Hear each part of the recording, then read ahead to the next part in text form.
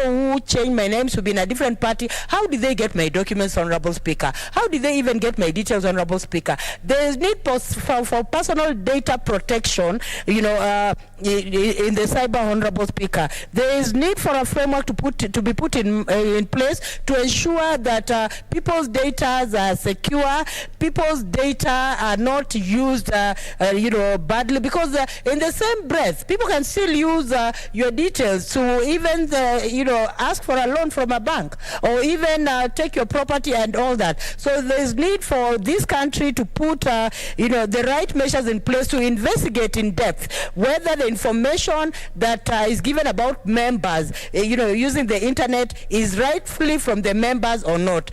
Honorable Speaker, I support that this statement, when it goes to the right committee that you are going to, say it goes to, will investigate this matter, come to the bottom of the matter, and ensure that Kenyans are free to use the cyber and that their information will not be misused against them. Thank you, Honorable Speaker. I support.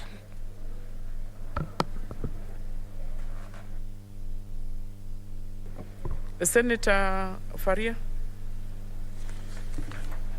I thank you, Madam Speaker, for giving me this opportunity. I also wish to thank Senator Abshiro for bringing this issue to the attention of this House. Madam Speaker, on 26th 25th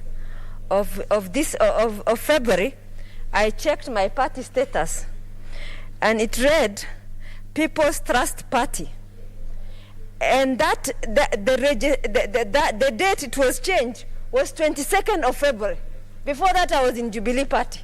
How do you explain that? I had to remove myself from that party for me to even attend NDC. So, Madam Speaker, it is very, very sad that some of these things are happening in this country. Madam Speaker, in fact, who even monitors online borrowing? Madam Speaker, online borrowing is on the heights. Kenyans are being fleeced. Loans are, you are told 10% per month.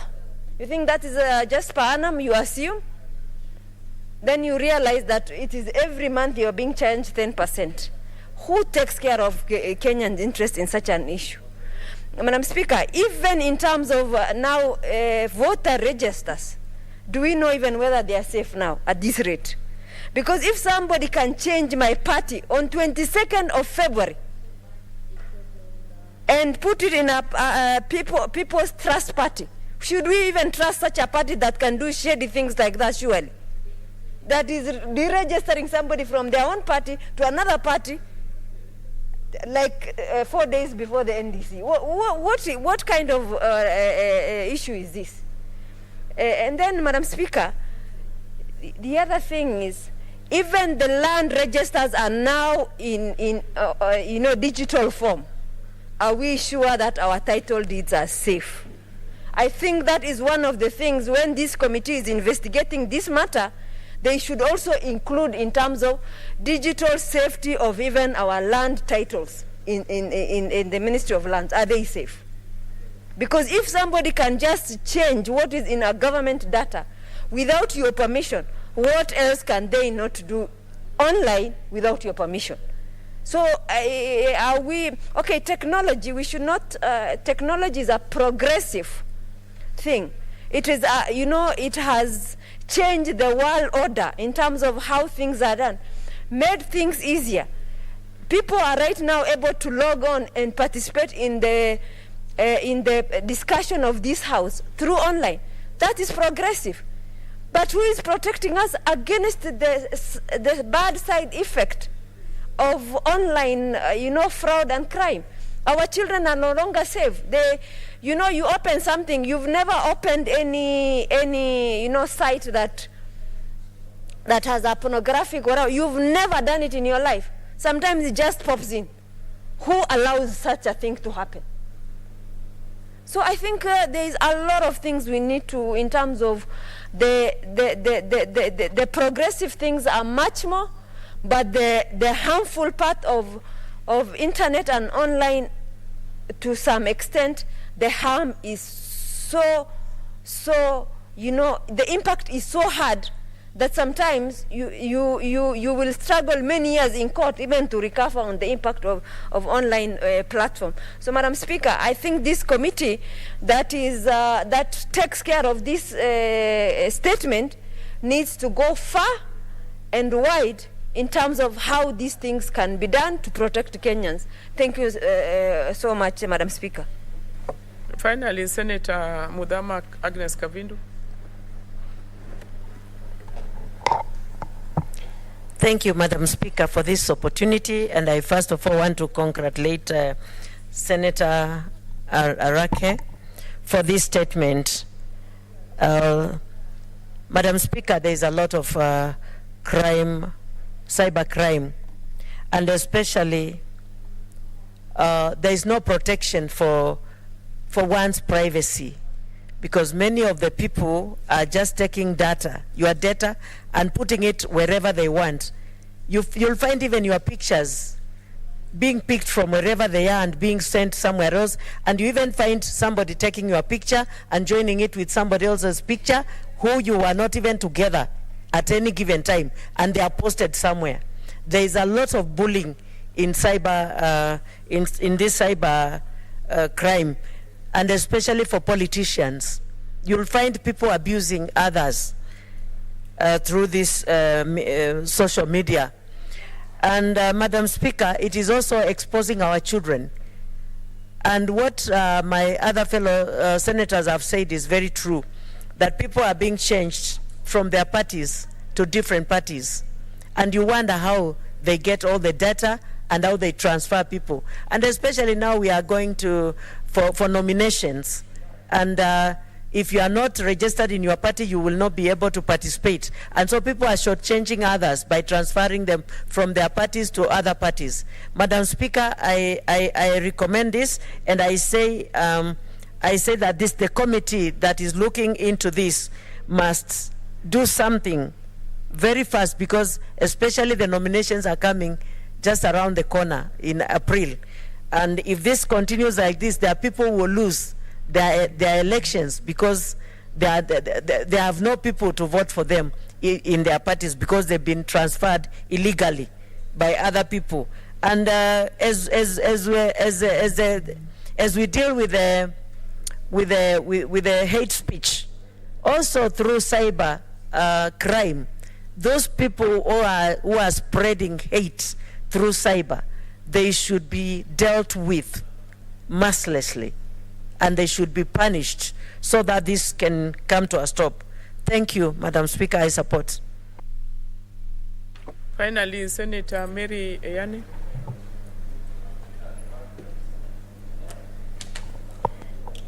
Madam Speaker, I want to congratulate Senator Halake for having thought of this important statement.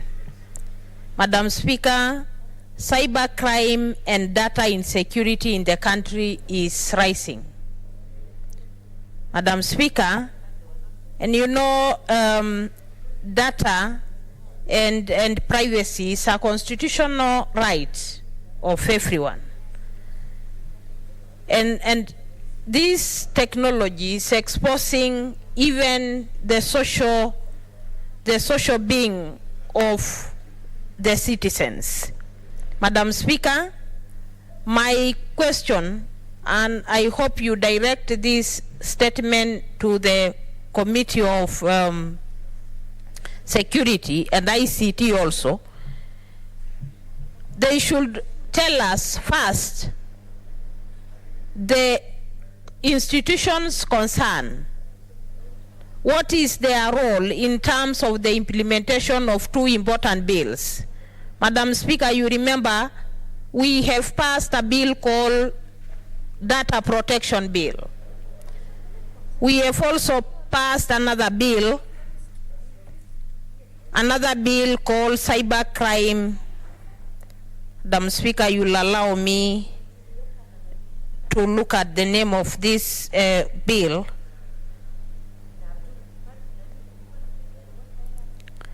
Madam Speaker, there is also this other bill that this House has passed on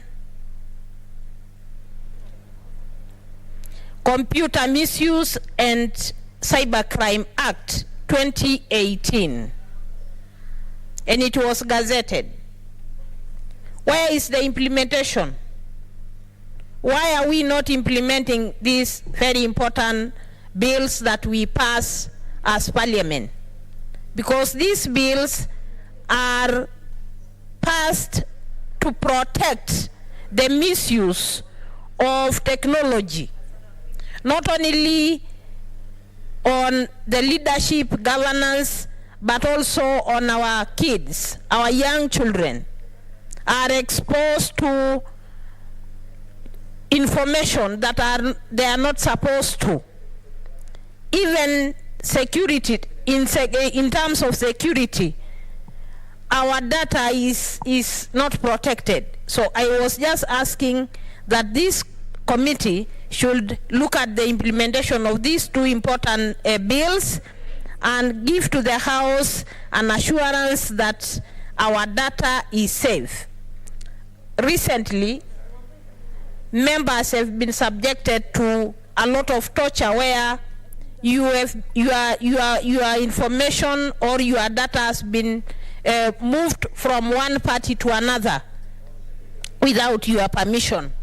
And so we have been asking ourselves, who gives this data to these mushrooming parties to register you without your permission?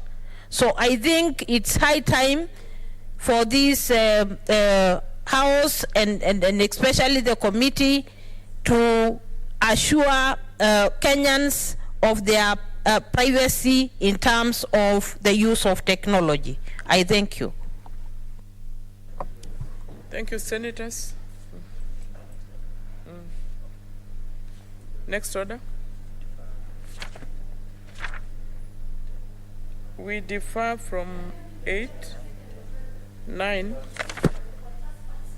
and 10. Next order. Order number 10, Committee of the Whole, the Law of Succession Amendment Bill, Senate Bills number 15 of 2021. Order number 11, Committee of the Whole, Law of Succession Amendment Bill, Senate Bills number 15 of 2021. Order number 12, Committee of the Whole, the Preservation of Human Dignity and the Protection of Economic and Social Rights Bill, Senate Bills number 21 of 2021. Order number 13, Committee of the Whole, the Special Needs Education Bill, Senate Bills number 44 of 2021.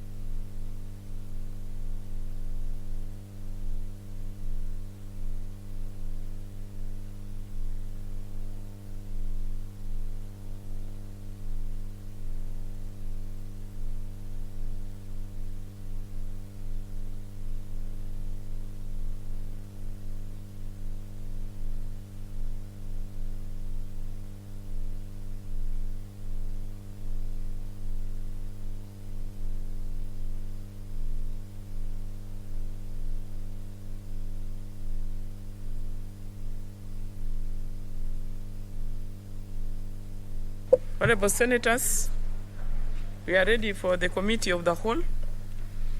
And the first one is the Law on Succession Amendment Bill, Senate Bills number 15 of 2021.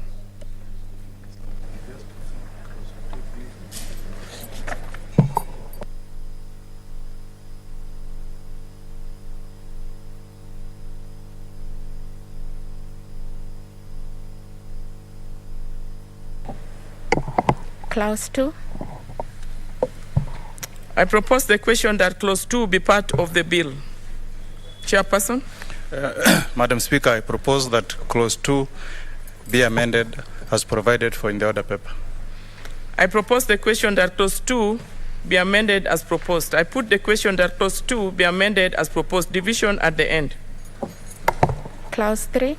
I propose the question that clause 3 be deleted. I put the question that clause 3 be deleted. Division at the end.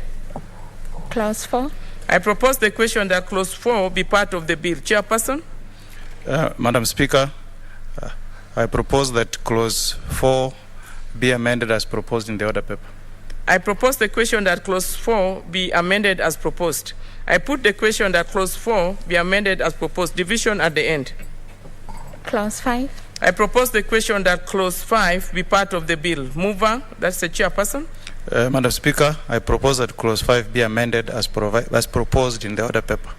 I propose the question that clause 5 be amended as proposed. I put the question that clause 5 be amended as proposed. Division at the end. Clause 6. I propose the question that clause 6 be part of the bill. Chairperson? Madam Speaker, I propose that clause 6 be amended as proposed in the order paper. I propose the question that clause 6 be amended as proposed. I put the question that clause 6 be amended as proposed. Division at the end. Clause 7. I propose the question that clause 7 be part of the bill. I put the question that clause 7 be part of the bill. Division at the end. Clause 8. I propose the question that clause 8 be part of the bill. Chairperson? Madam Speaker, I propose that clause 8 be amended as proposed in the order paper. I propose the question that clause 8 be amended as proposed. I put the question that clause 8 be amended as proposed. Division at the end. Clause 9. I propose the question that clause 9 be deleted. I put the question that clause 9 be deleted. Division at the end. New clause 8A.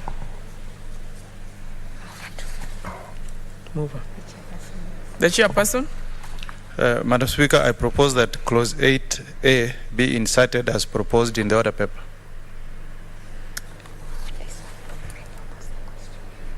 I propose the question that the new clause 8A be read a second time. I put the question that new clause 8A be read a second time. Division at the end.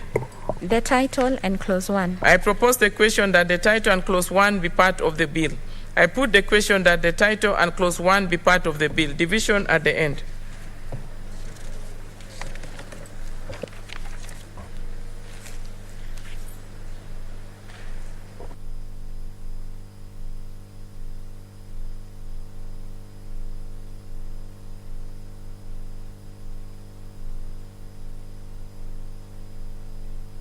Honorable Senators, we move to the preservation of human dignity and protection of economic and social rights bill, Senate Bills number 21 of 2021.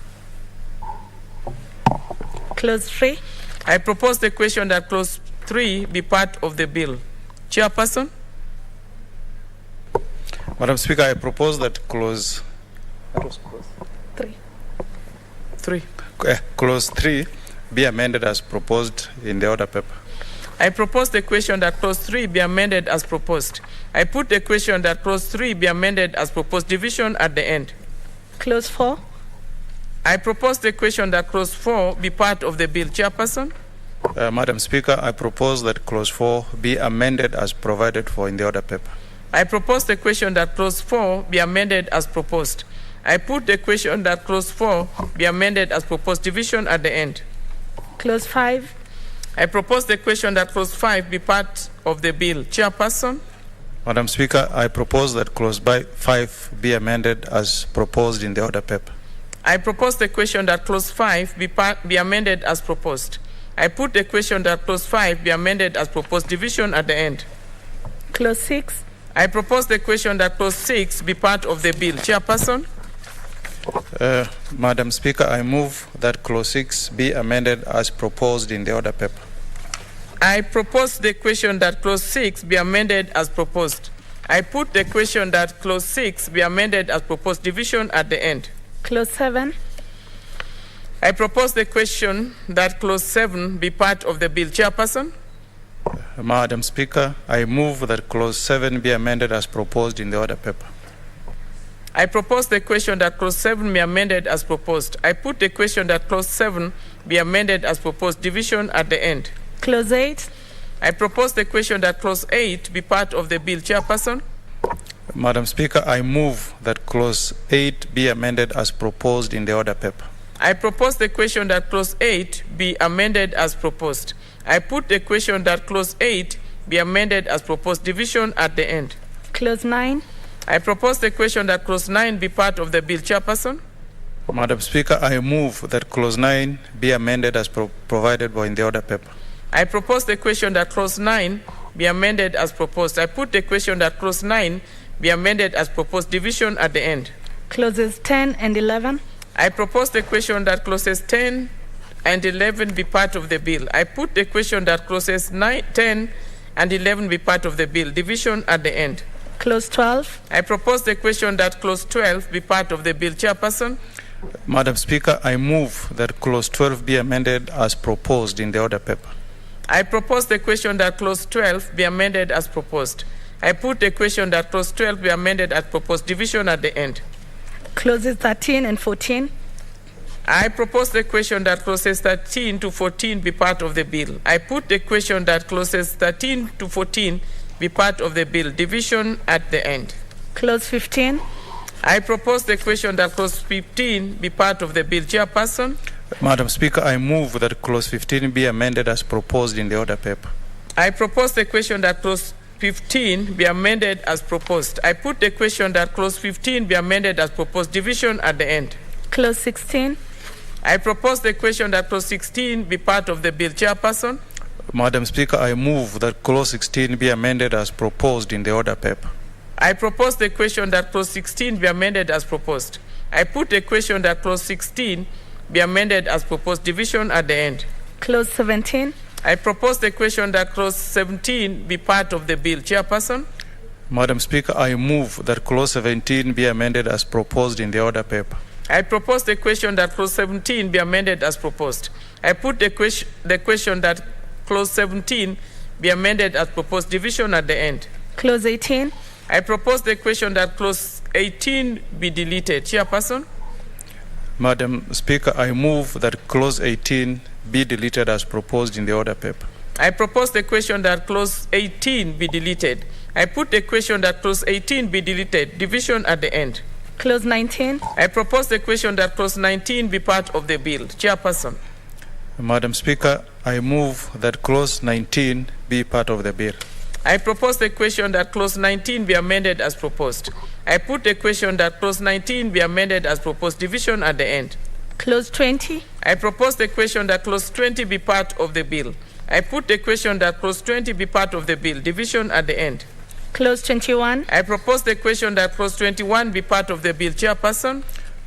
Madam Speaker, I move that clause 21 be amended as proposed in the order paper. I propose the question that clause 21 be amended as proposed. I put the question that clause 21 be amended as proposed. Division at the end. Clause 22. I propose the question that clause 22 be part of the bill. Chairperson? Madam Speaker, I move that clause 22 be amended as proposed in the order paper. I propose the question that clause 22 be amended as proposed. I put the question that clause 22 be amended as proposed. Division at the end. Clause 23. I propose the question that clause 23 be part of the bill. I put the question that clause 23 be part of the bill. Division at the end. Clause 24. I propose the question that clause 24 be deleted. Chairperson? Madam Speaker, I move that clause 24 be deleted as proposed in the order paper. I propose the question that clause 24 be deleted. I put the question that clause 24 be deleted. Division at the end. Clause 25. I propose the question that clause 25 be deleted. Chairperson? Madam Speaker, I move that clause 25 be deleted as proposed in the order paper. I propose the question that clause 25 be deleted. I put the question that clause 25 be deleted. Division at the end. New clause 21A. Chairperson? Madam Speaker, I move that clause 21A be amended as proposed in the order paper. I propose the question that new clause 21A be read a second time. I put the question that new clause 21A be read a second time. Division at the end. New clause 21B. Chairperson? Madam Speaker, I move that new clause 21B be amended as proposed in the order paper. I propose the question that new clause 21B be read a second time. I put the question that new clause 21B be read a second time. Division at the end. Schedule. I propose the question that schedule be part of the bill. Chairperson? Madam Speaker, I move that the schedule be part of the bill as proposed in the order paper. I propose the question that the schedule be amended as proposed. I put the question that the schedule be amended as proposed. Division at the end. Clause 2. I propose the question that clause 2 be part of the bill. Chairperson? Madam Speaker, I move that clause 2 be amended as proposed in the order paper. I propose the question that clause 2 be amended as proposed. I put the question that clause 2 be amended as proposed. Division at the end. The long title. I propose the question that long title be part of the bill. Chairperson? Madam Speaker, I propose that the long title be amended as proposed in the order paper. I propose the question that long title be amended as proposed. I put the question that long title be amended as proposed. Division at the end. The short title. I propose that the short title be part of the bill. Chairperson? Madam Speaker, I move that the short title be amended as proposed in the order paper. I propose the question that short title be amended as proposed. I put the question that short title be amended as proposed. Division at the end. Clause 1. I propose the question that clause 1 be part of the bill. I put the question that clause 1 be part of the bill. Division at the end.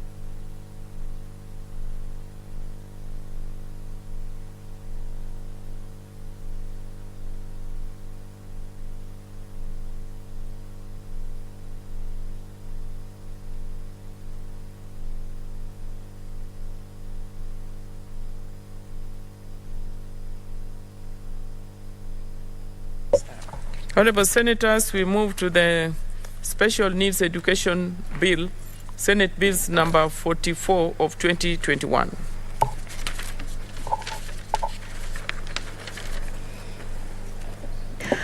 Clauses 3 to 48. I propose the question that clauses 3 to 48 be part of the bill.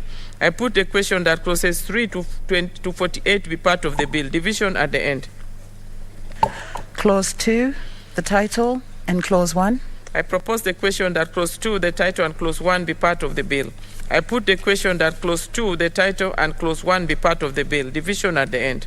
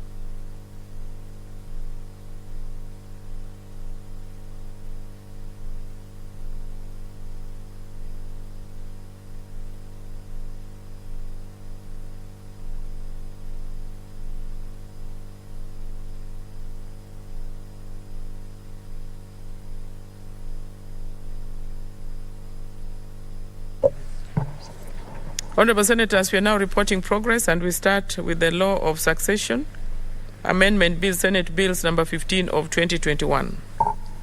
I put.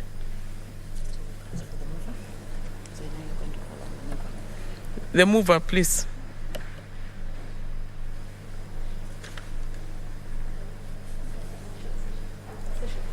I don't know what to report. What do I say?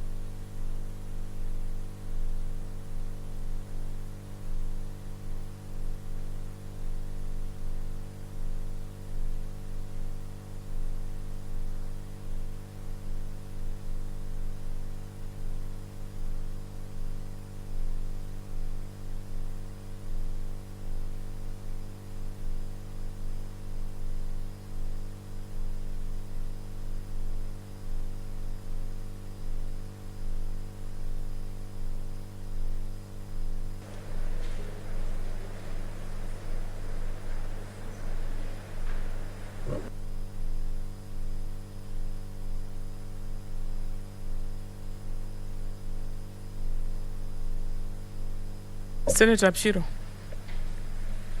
Senator Apshiro. Please approach. She knows what to do. So now she's going to. She's moving, yeah?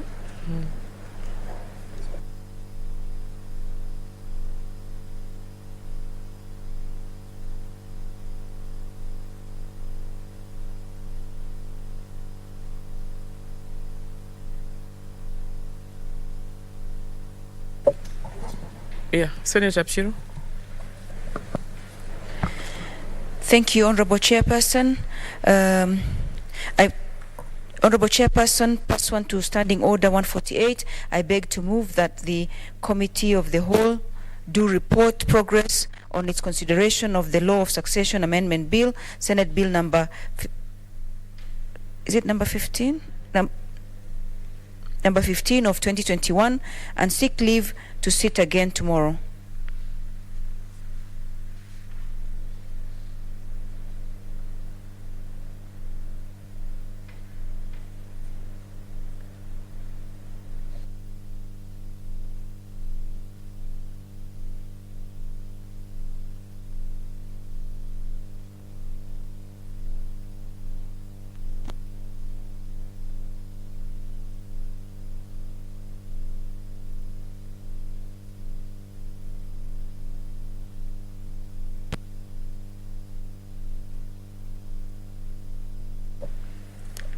I put the question that the Committee of the Whole do report progress on its consideration of the Law of Succession Amendment Bill, Senate Bills number 15 of 2021, and seek leave to sit again tomorrow. May as many as are of the opinion say aye. Aye. And those of the contrary opinion say nay. The ayes have it.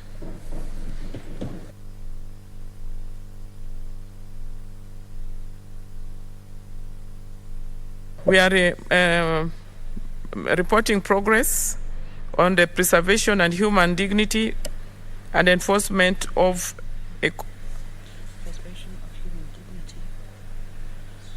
and enforcement of protection of. Why are they doing the wrong thing? Honorable Senators, we are reporting progress on the preservation of human dignity and protection of economic and social rights bill, Senate Bills number 21 of 2021. Senator Abshiro.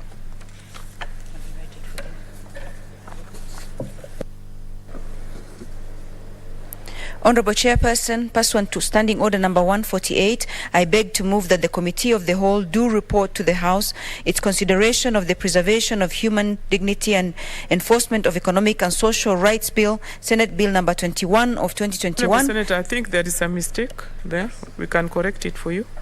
Yes. It's okay with economic. It's okay. It's okay. Okay, do it again. Thank you, Madam Chair.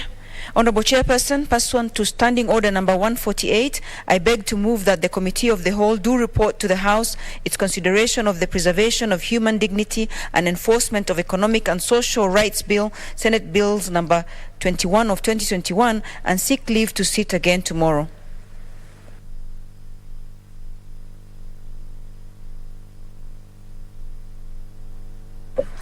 Honorable Senators, I put the question, which is that the Committee of the Whole do report progress on its consideration of the preservation and human dignity and protection economic social rights bill, Senate Bills number 21 of 2021, and seek leave to sit again tomorrow. May as many as are of the opinion say aye. Aye. And those of the contrary opinion say nay. The ayes have it.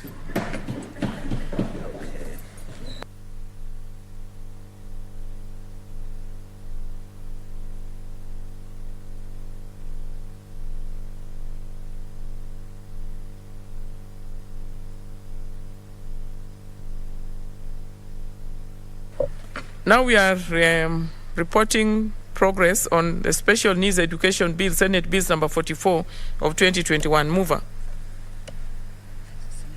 Senator Musuruve.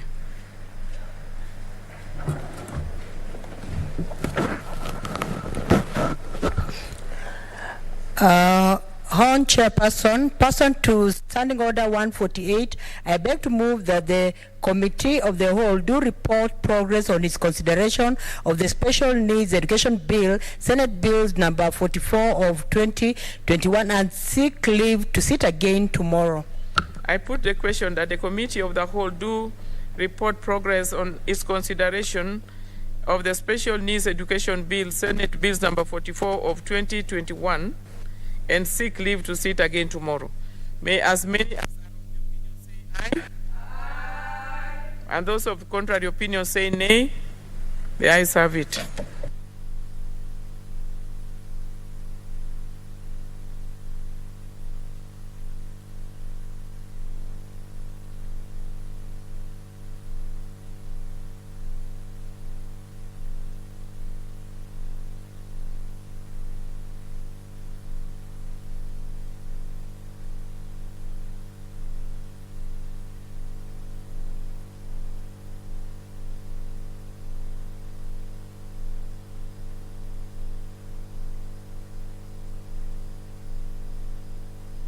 Yes, Senator Mungeni, what's the point of order?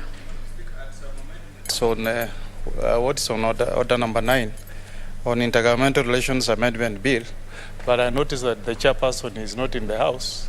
So I'm requesting, Madam Speaker, if this maybe can be stood to next week.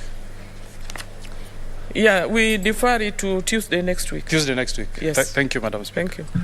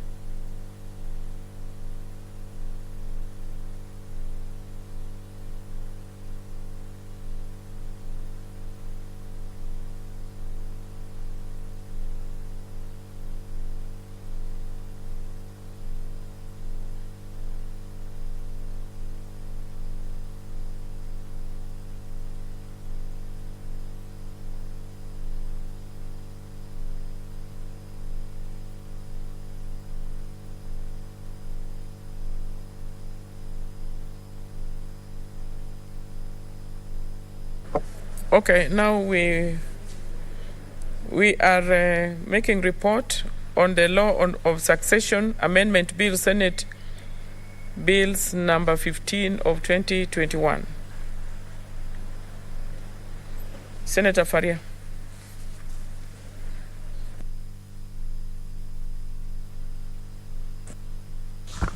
Honorable Speaker, I beg to report that the Committee of the Whole has considered the Law of Succession Amendment Bill, Senate Bill number 15 of 2021, and seek leave to sit again tomorrow. Honorable Senators, I propose the question.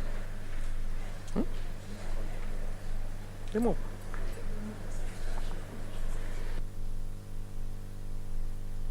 Mover, Senator Abshiro. These things are confusing. Honourable Speaker, I beg to move that the House do agree with the committee on the said report and ask Senator Mudhama to second.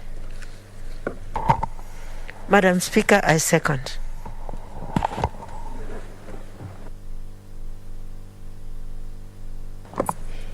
Honorable Senators, I propose the question that the House do agree with the committee in the said report. Honorable Senators, I put the question that the House do agree with the committee in the said report. May as many as are of the opinion say aye. Aye. And those of the contrary opinion say nay. The ayes have it.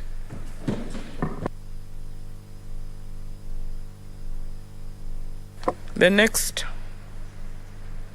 is the preservation of human dignity and enforcement of economic and social rights bill, Senate bills number 21 of 2021. Chairperson. Madam Speaker, I beg to report progress that the Committee of the Whole has considered the preservation of human dignity and enforcement of economic and social rights bill, Senate Bill number 21 of 2021, and seek leave to sit tomorrow again. To sit again tomorrow. Thank you. Mover.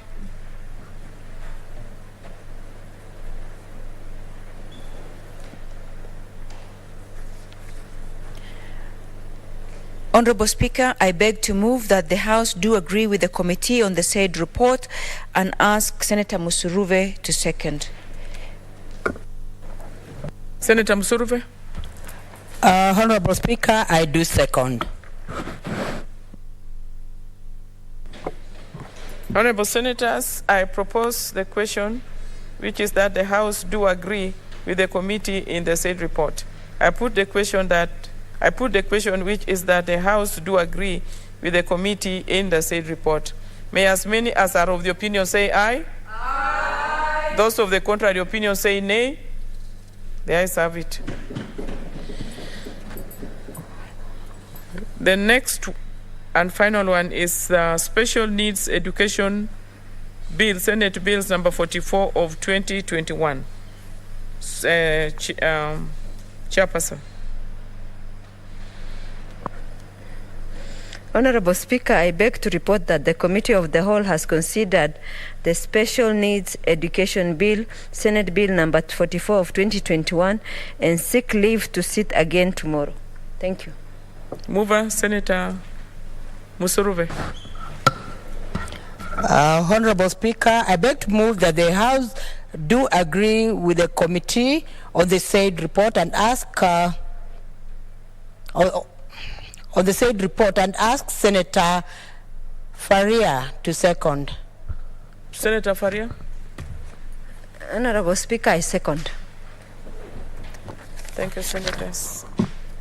I propose the question that the House do agree with the committee in the said report. I put the question that the House do agree with the committee in the said report. May as many as are of the opinion say aye. Aye. And those of the contrary opinion say nay. The ayes have it.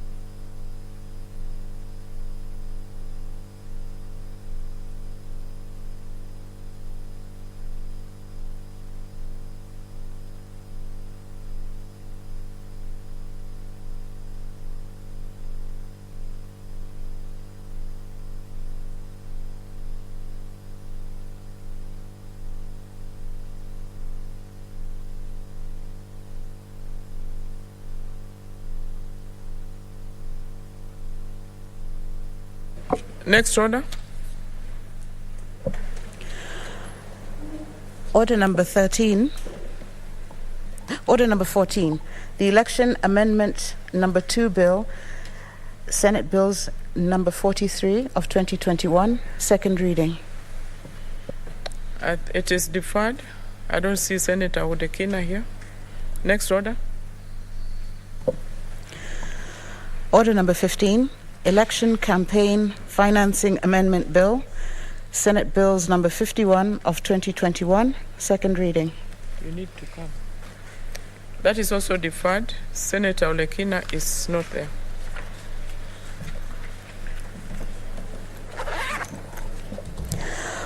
Order number 16, motion, adoption of the report of the Standing Committee on Health on the Special Audit Report on utilization of COVID-19 funds by 28 county governments. You deferred.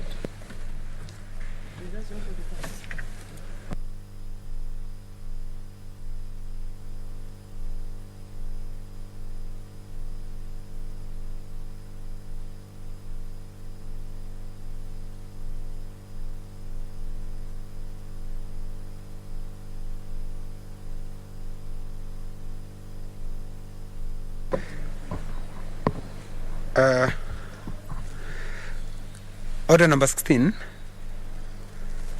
I don't seem to see the mover, so deferred. Next order. Order number 17, motion, recognizing and appreciating the elderly by county governments.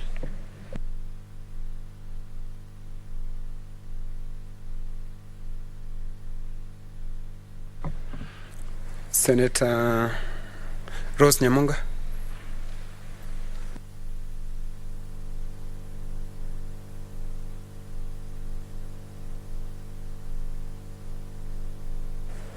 I beg to move that the maternal, newborn, and child health bill. No, I think I'm the wrong one.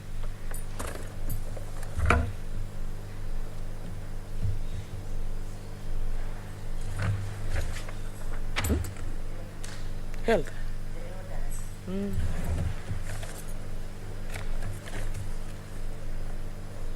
Senator Nyamunga, we are order number 17. Recognition. It's a measure. Okay.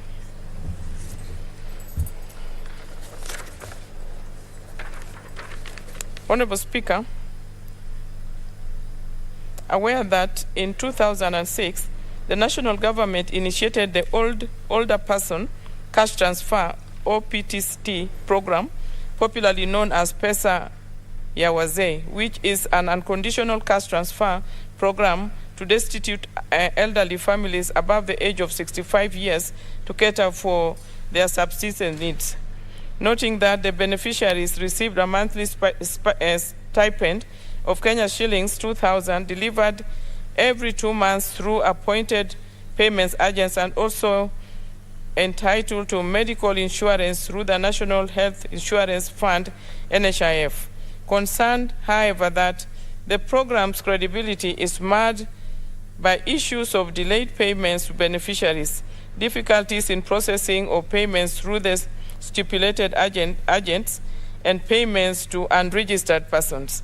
Now, therefore, the Senate recommends that the county government complement the efforts of the national government and assist in resolving these challenges by 1, developing legislation and policies to protect the elderly, including ensuring all elderly persons in their counties are registered in the OPCT program, and 2, organize value addition mechanisms such as financial training to help the beneficiaries of the program to efficiently utilize this allowance.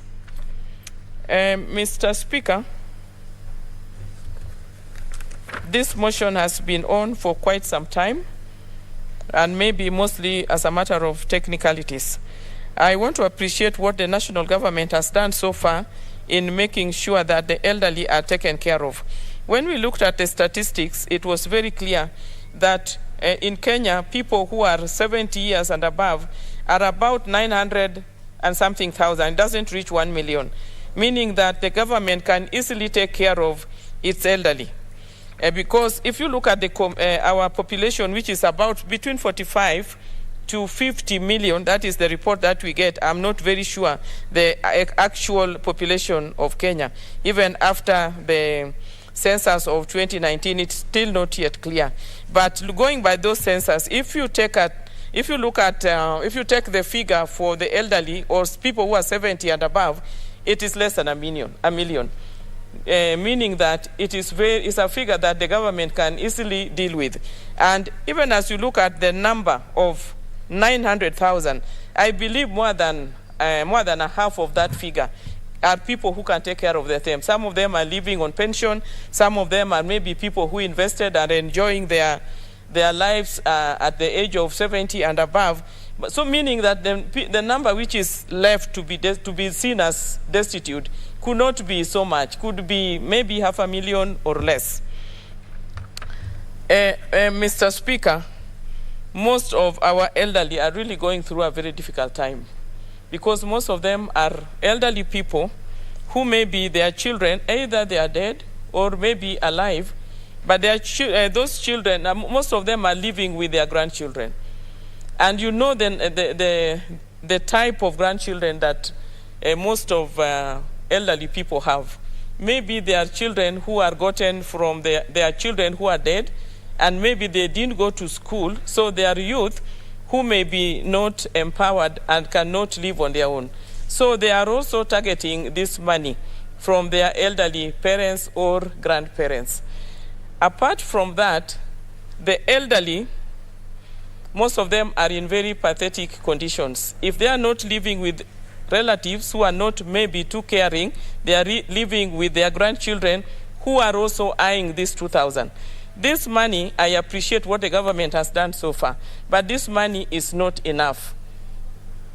And secondly, it comes very late. In fact, we say every 2 months. Sometimes it goes to 3, 4, 5, 6 months without receiving it. And yet when they receive this money, still they just receive 2,000. I mean, they receive 2 months. So every time this money is in arrears of 3, 4, 5, 6 months. So it is not achieving the purpose for which the government intended it.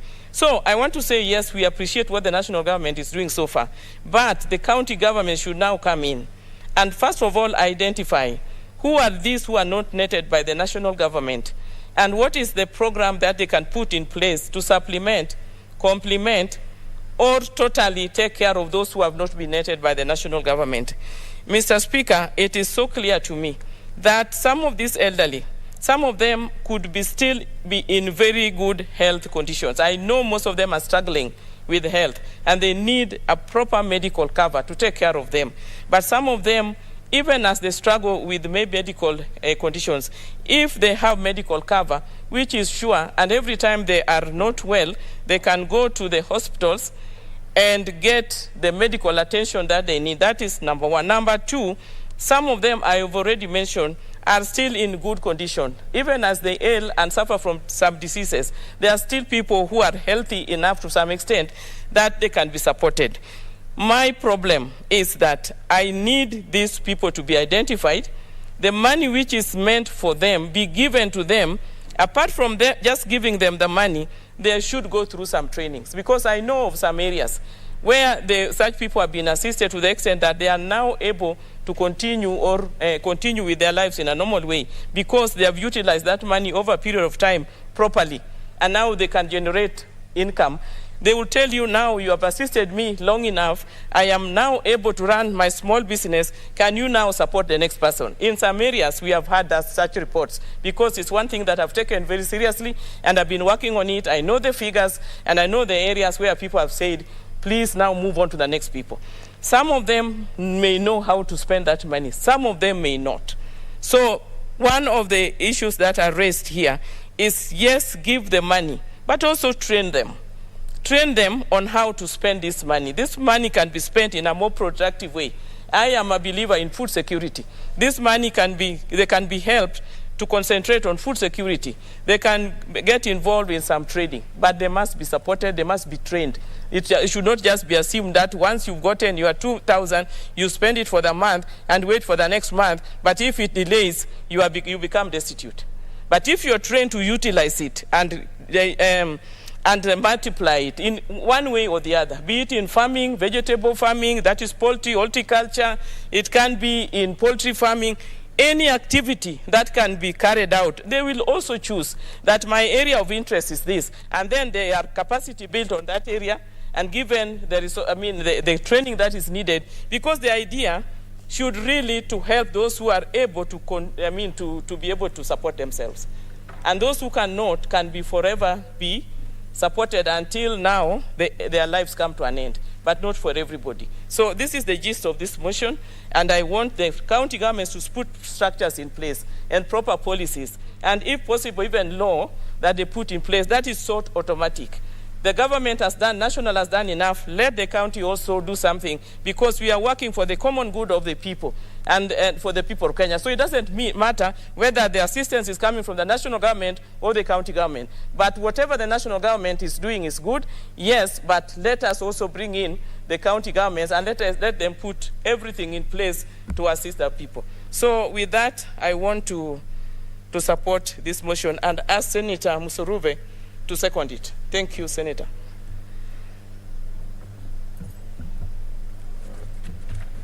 Senator Musuruve.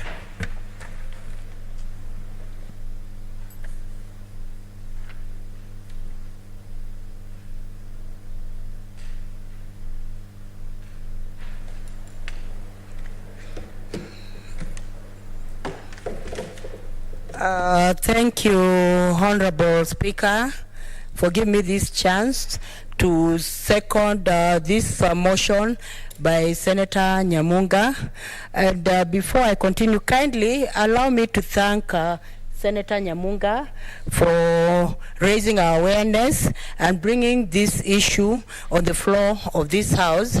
And Honorable Speaker, it must be very clear that the issue of the elderly being neglected is something that has happened time immemorial, even during those olden days. And we even see, for those of us who read Bibles, the psalmist in 71, chapter 71, is clearly, an old person is clearly now communicating with God, telling God, I have relied upon you from the days of my youth.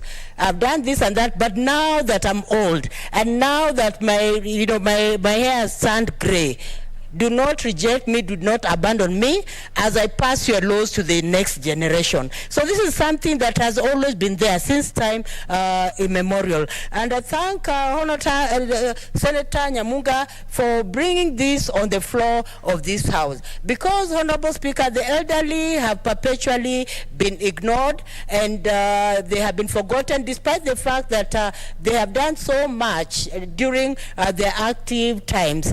And it is very clear that it is possible for a parent to take care of 10 children, but it becomes very difficult for the 10 children to take care of their own parent who really struggle, about them.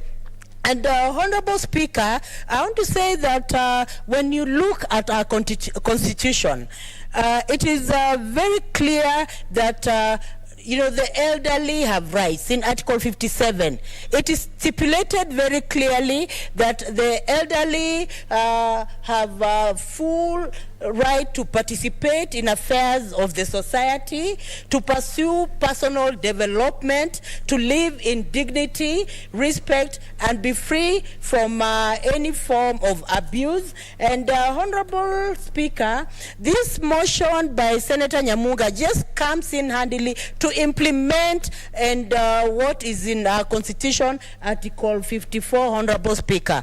Honorable Speaker, it must be very clear that every person in this world, as long as you have breath, you can develop yourself and there is no optimal development. Even when you're elderly, it does not mean that you have reached the optimal development. You reach optimal development when you have no breath at all, Honorable Speaker. So I want to say that the issue that Senator Nyamunga is bringing on the floor of this House is a genuine concern that must be taken with the seriousness that it deserves. Two clear things that Senator Nyamunga would like the Senate to do is to ensure that legislation is there to protect the elderly. She is very clear. And another thing that Senator Nyamunga is asking for the Senate to do on behalf of the elderly is to ensure that there is capacity building on how this money needs to be utilized, Honorable Speaker. And I want to say, Honorable Speaker, honestly, we must endeavor to support the government initiatives. When it comes to these funds for the elderly, it is a trial that was done in 2008. The government of Kenya did this. During the districts, when we had districts, they did it in Nyando, they did it in Thika, and eventually it was implemented in Busia, Honorable Speaker. And this was an initiative to ensure that actually issues of poverty are brought to a stop, Honorable Speaker. Time and again, it has now become, it has come to very many other, counties. In fact, in every county, the elderly are supposed to be identified, protected, and money needs to actually be sent. So I want to say, Honorable Speaker, that the government initiative on this program was well-meaning. And this program is among the many cash transfer programs that the government has initiated. Because the government has initiated even, cash transfer for the orphans. It has initiated for PWDs who are severely vulnerable, and it has also initiated and it has continued to intensify and encourage this one that has been brought about by Senator Nyamunga on the elderly. Honorable Speaker, it must be very clear that the elderly face a bout of challenges. One thing, by the time people are elderly, they have done a lot in life. If it's educated children, they have educated children. Some of the children are even abroad. Some of the children are now getting to their own issues, families and all that. So in the end, sometimes they end up being neglected. Some of the elderly, you find even their children are dead, their spouses are dead, and they're all alone. So they face challenges when it comes to their basic needs that are also stipulated in Article 43 of this Constitution, of our Constitution, that everyone has a right to socio-economic needs. They are actually enumerated there. So you find that the elderly have problems. They're not even able to go to hospital and all that. They have not to take them to hospital. They lack social security and all that. So it is just in well-meaning that these funds for the elderly are given at the right time. As Senator Nyamunga has expressed, they are delayed. It is just in good faith that this money is given at the right time, and not only the right time, to the appropriate elderly and the deserving elderly, Honorable Speaker. Because as you're speaking, there are some elderly who do not receive this cash, Honorable Speaker. Sometimes it even goes to the wrong, to the wrong pockets, Honorable Speaker. We have a duty as a nation, we have a duty as a state to ensure that we are protecting our elderly who have done a lot in this country during their heydays, during their active moments, but when their bones are weak, when their strengths have failed them, we should not abandon them, Honorable Speaker. Honorable Speaker, I want to say that when it comes to issues of the cash benefits, I want to say that at the moment, the elderly are getting 2,000. And I thank Hon Nyamunga because she's saying that there's need to build capacity. But Honorable Speaker, I also want to argue out that 2,000 is not enough, Honorable Speaker. Because by the time you're giving someone 2,000 shillings, there's medication, there are so many things that have to be put in place. So the 2,000 is not enough, Honorable Speaker. And I want to say, Honorable Speaker, that I congratulate the former Prime Minister, Hon Raila Amolo Odinga, who has chosen that when it takes over, it will increase to 6,000, Honorable Speaker. And my prayer is that we look at the elderly, Honorable Speaker. And I want to say, Honorable Speaker, that even these commitments that former Prime Minister has made, I am sure that he's going to deliver, and the elderly will remember him, and the elderly will also pray for him. And I want to say, Honorable Speaker, we must think about our elderly, Honorable Speaker. We would not have been here without our parents. Would not have been here without our grandparents, because they created a generation that eventually brought us on board, and we are alive, and our children and our children's children will also, be there because of our elderly, Honorable Speaker. Honorable Speaker, we are living in a society that truly forgets about the elderly, and especially when children get jobs and they're doing well, some of them completely forget about home. Some of them completely, abandon their parents, and some children also feel ashamed of their parents, Honorable Speaker. It is a constitutional demand that everyone should live with dignity, and when you're talking of living with dignity, Honorable Speaker, we are talking about our elderly being respected. We are talking about our elderly living in respect. And Honorable Speaker, this can only happen if we are able to defend our Constitution. The Constitution is very clear that in the articles have talked about that the rights of the elderly. But now, when it comes to executing, defending, and oversighting on this, we need to pass legislation, as Senator Nyamunga has said, to ensure that, one, the elderly are identified.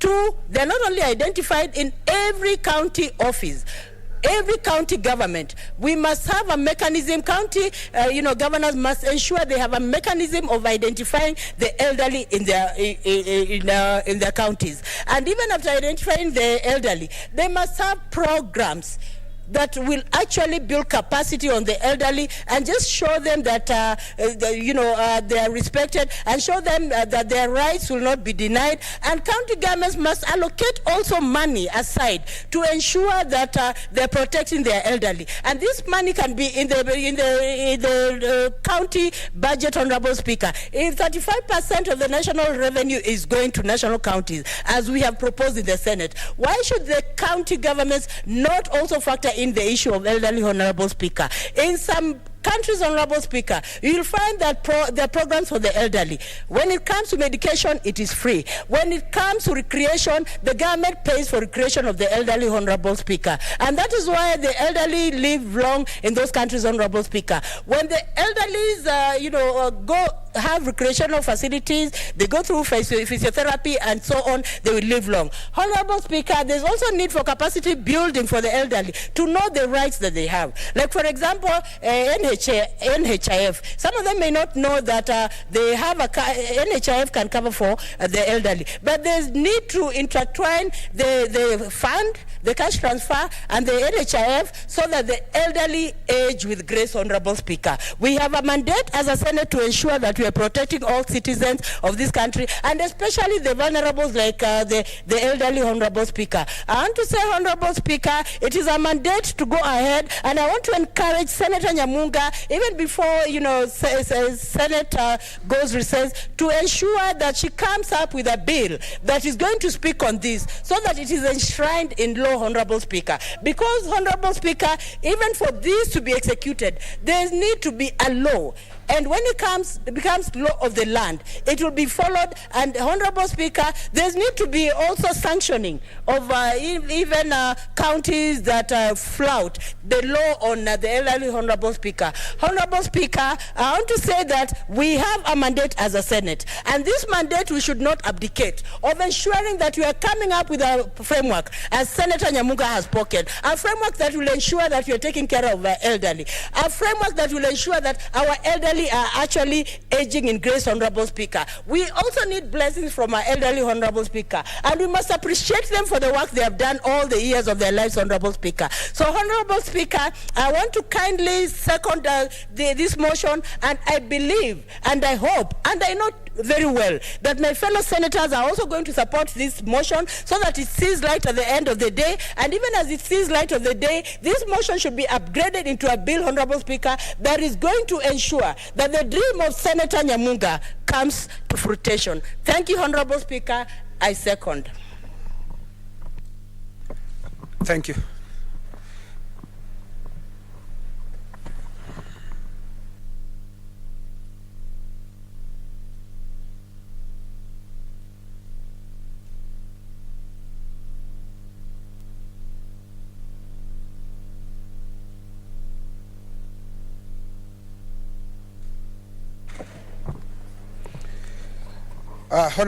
Honorable Senators, I propose the question that aware that in 2 2006, the national government initiated the Older Persons Cash Transfer, OPCT program, popularly known as Pesa ya Wazee, which is an unconditional cash transfer program to destitute elderly persons above the age of 65 years to cater for their subsistence needs, noting that the beneficiary receive a monthly stipend of Kenya shillings 2,000 delivered every 2 months through appointed payments agents, and also entitled to medical insurance through the National Health Insurance Fund, NHIF. Concerned, however, that the program's credibility is marred by issues of delayed payment to beneficiaries, difficulties in processing of payments through the stipulated agents, and payments to unregistered persons. Now, therefore, the Senate recommends that the county governments complement the efforts of the national government and assist in resolving these challenges by, 1, developing registration and policies to protect the elderly, including ensuring all elderly persons in their counties are registered in the OPCT program, and secondly, organize value addition mechanism such as financial training to help the beneficiaries of the program to efficiently utilize this allowance. Senator Abshiro Halake. Mr. Speaker, I thank you for giving me the opportunity to support Senator. But perhaps the most important thing to get to the solution, because we know and we are aware that the unmet needs are enormous and growing, especially because of the changes in our societal arrangements. But every unmet need in each county is not the same. There are counties perhaps that the social fabric is a bit more tightly knit. There are counties in which, the children are looking at. So if each county, in addition to the policies that are proposed, in addition to the legislative frameworks that is proposed, the unmet needs are quickly unmet needs are identified, and every county maps the unmet needs of elderly people in their counties, the numbers and the needs that thereof. That would really help, because sometimes legislation takes time to develop, and sometimes legislation takes too long. If then quickly every county then looks at the unmet needs, it will definitely make sure, Mr. Speaker. And I'm sorry again, I keep today I'm in the madam mode. Senator Halake, are you saying that there should not be a blanket of 2,000 to every person, these old people? It should be varied depending on a person. Well, it should be varied, but also some of the things that you see, you can if you have 2,000 looking after somebody that doesn't have family, and then 2,000 that somebody perhaps who has family but just needs healthcare needs through NHIF, then that meets that need. But so we need to differentiate. We cannot treat everybody, or every county as equal, and therefore what we need to do, in addition to the legislative frameworks that have been proposed, is very quickly, because sometimes legislation takes too long, we look at the unmet needs in each county, and counties can do that very quickly, because again it's the front line of service provision, and that's the whole idea of devolution, to make sure that the counties are the front line of service delivery, and therefore they should have these kinds of information of how many elderly people live in their counties, what are the unmet needs of these people, and therefore what are the solutions that are then aligned to these unmet needs. But that having been said, I congratulate my sister Senator Nyamunga for making sure, for highlighting and amplifying the voice on behalf of the elderly, who most of the time have been neglected, and who, in fact, one of the big things that we do as legislators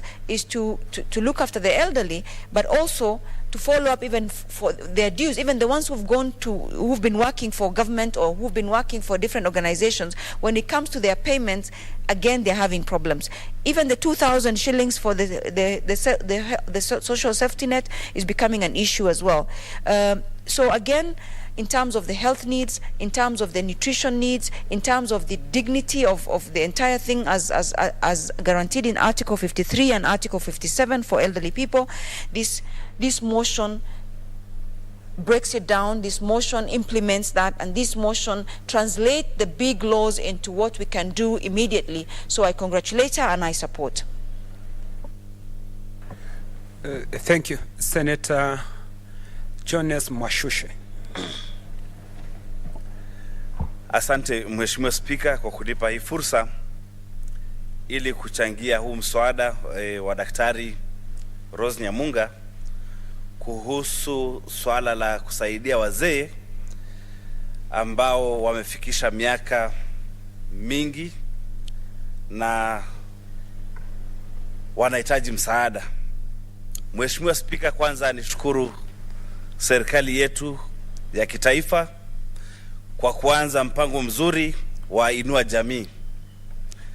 Huu mpango umesaidia hawa wazee wetu ambao ni baba zetu, ni mama zetu, ni ndugu zetu, lakini kwa vile wameishi maisha mazuri ya kumcha Mungu, wameishi miaka mingi na wamefikia mahali mpaka wasaidiwe. Mheshimiwa Spika, mpango wa Inua Jamii ni mpango ambao umesaidia wazee wetu kuishi maisha mazuri. Lakini huu mpango umekumbwa na changamoto nyingi. Kwa mfano, ile pesa inayopewana ya shilingi 2,000, Mheshimiwa Spika, haitoshi. Na nikiwa mwenyekiti mdogo wa kamiti ya Labor na Social Welfare, tumejaribu kusukuma na kushinikiza serikali iongeze hii pesa, kwa sababu hawa wazee wanaopewa 2,000, hii 2,000 kwa bajeti kulingana na mfumuko wa bei za vitu haitoshi. Mheshimiwa Spika, pia hii pesa haiji kwa muda unaofaa, inachelewa sana sana, inakuja baada ya miezi 3 ama miezi 4. Na cha kuuliza ni kwamba ikichelewa ije baada ya miezi 4, hawa wazee wanatumia nini? Wanapata shida.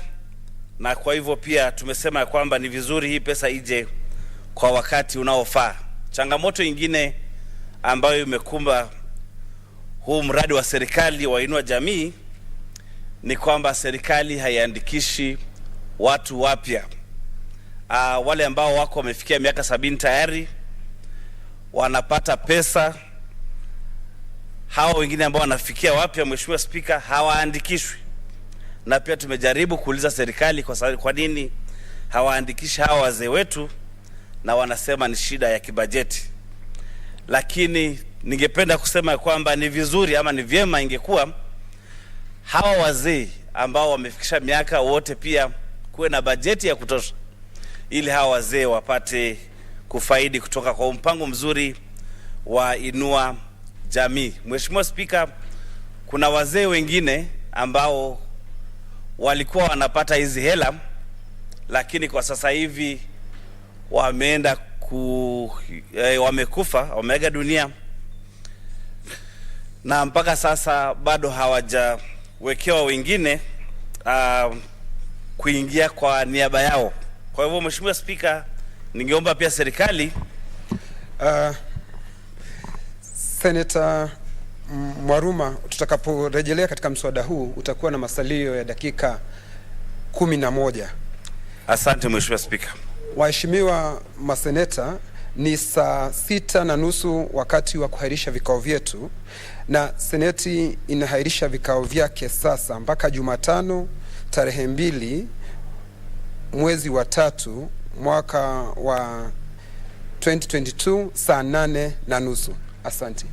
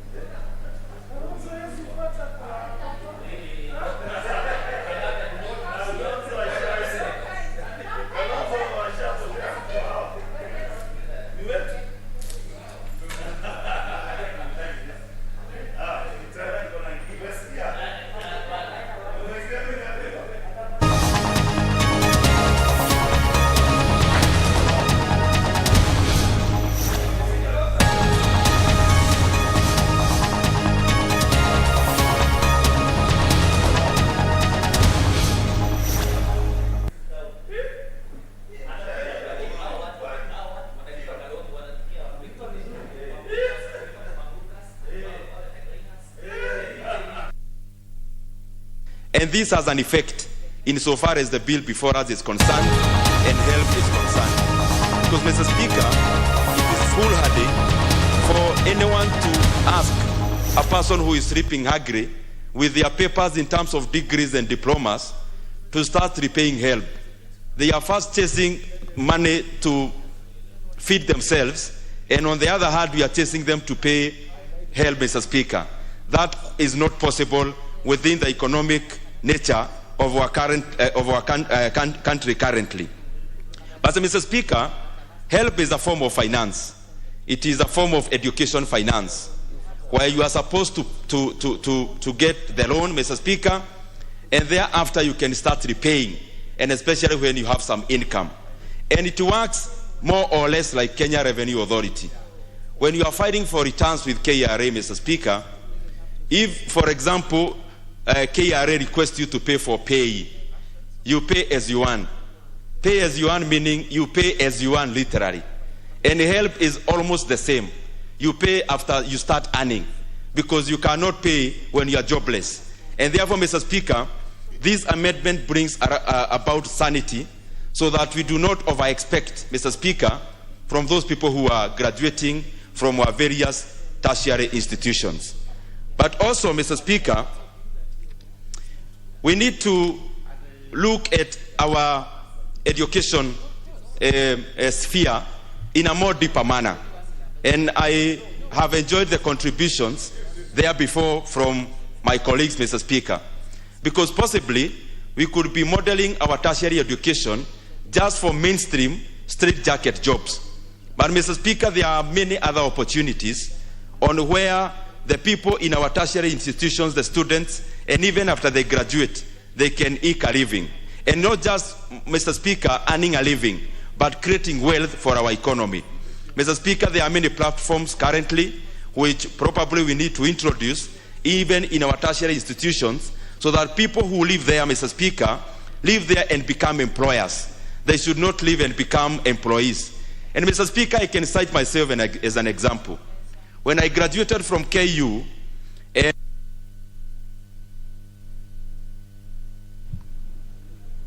the Honorable Kimilu, what is out of order?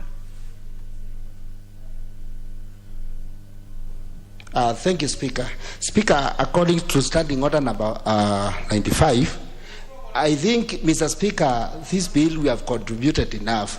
I think if you can call the mover to reply, so that we can pay for other private bills, Mr. Speaker, so that they can get chances to. The Honorable Kimilu, you are out of order. You are out of order. You have spoken to this business, and that avenue is not available to you. So we will proceed. The Honorable Odege, the member for Nyatik.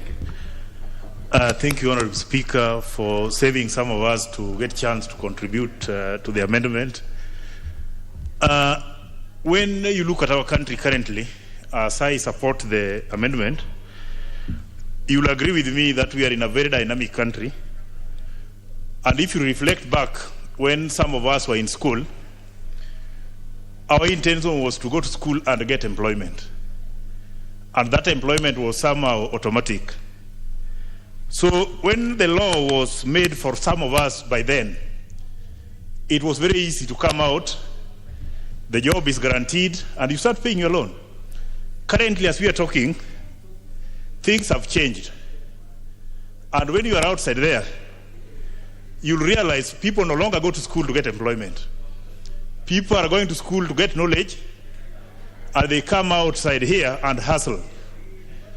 You'll agree with me that majority of graduates currently, if pushed to pay loan immediately after graduating, some of us who paid their fee are forced to dig deep into their pockets to help these students to pay back the loan.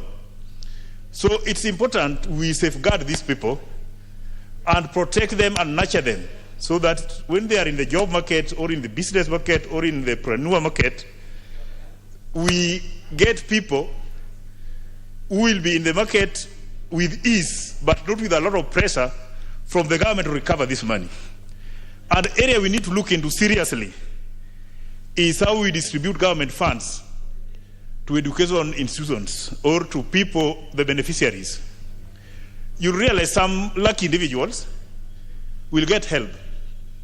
At the same time, they get bursary. At the same time, they get loan from another bursary from county government. But the unlucky ones will miss everything and stay to look at well-wishers. So I would suggest that we need a way out whereby university and these colleges' education can be made in such a way whereby the loan given to them is enough to cater for their education entirely, so that when they qualify from the universities and get into the job market, it will be their responsibility now to pay back the government, but not piecemeal kind of assistance they are getting, which cannot be made in a way whereby everybody benefits equitably. If we do it that way, all Kenyans will be treated the same, people will benefit the same. At the same time, we'll treat them equally, and when we make now payments back, every corner of this country shall have benefited from the kind of assistance people are getting from the government. But if it must be completed. But in this particular case, I think when there is lacuna in our laws, somebody must bring about amendment so that we keep with time. What we see with Higher Education Loans Board is that youngsters are told that immediately they complete their university education, they are being put on a pedestal that they begin to pay for those money that they borrowed during their student days. Honorable Speaker. Just hold on, the Honorable Saku. The Honorable Zambia, member for Kilombe, what is out of order? You seem to be agitated.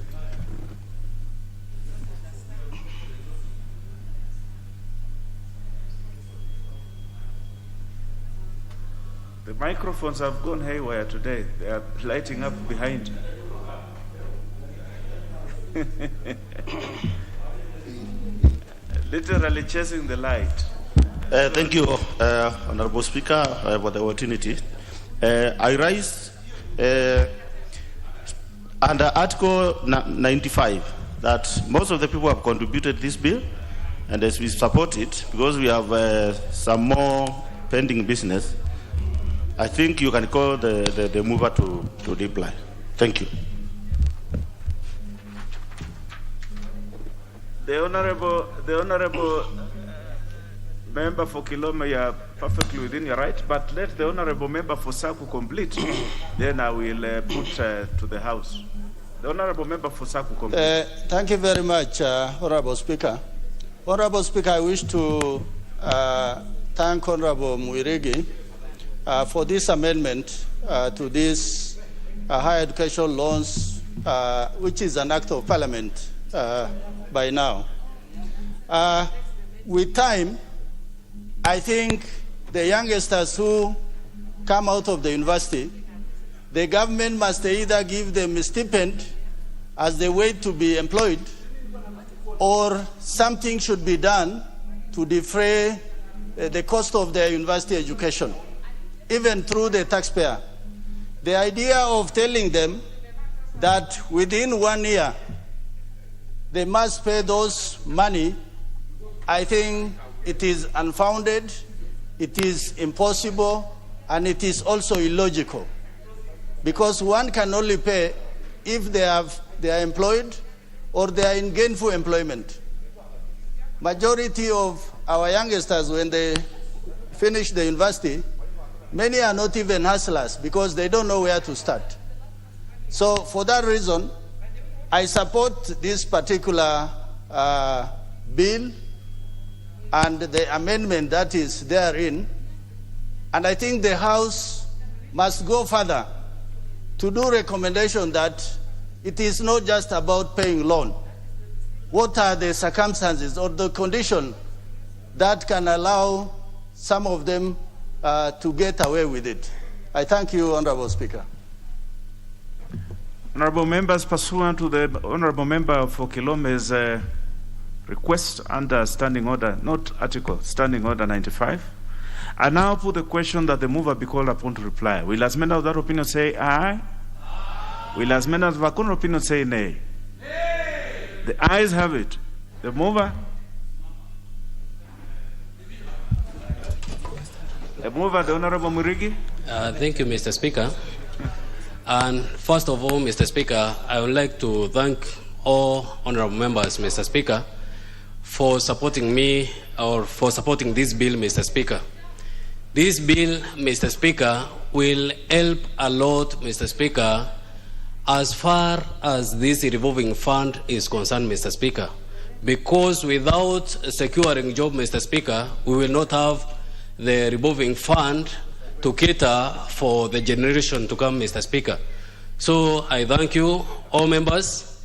And the amendment, Mr. Speaker, which some colleagues have proposed, Mr. Speaker, are all welcomed, Mr. Speaker, to enrich this bill so that it can add strength it requires, Mr. Speaker, so that we can help our youngsters, Mr. Speaker, who are in and who have already graduated from university, Mr. Speaker. With those few comments, Mr. Speaker, I beg to reply. Thank you. Very well. I direct that the next steps in regard to this bill be undertaken when the matter will be set down in the order paper again. I direct that we move on to the next business. Order number 11, the Information, Communication and Technology Practitioners Bill, National Assembly Bill number 38 of 2020, second reading. The Honorable Osotsi, this is yours. Yes, please proceed.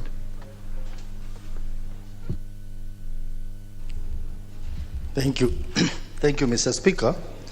Mr. Speaker, I rise to move the motion on Information Technology and Practitioners Bill. Mr. Speaker, the Information Communication Technology Practitioners Bill 2020 is an important bill whose main objective is to establish a legal framework for the training, registration, licensing, practice, and setting standards for... The Honorable Sotsi, you need to move fast before you make any other remarks. Now he knows that the Honorable Sotsi has been here for quite long. He knows. Just move so that then you can make your comment. Okay.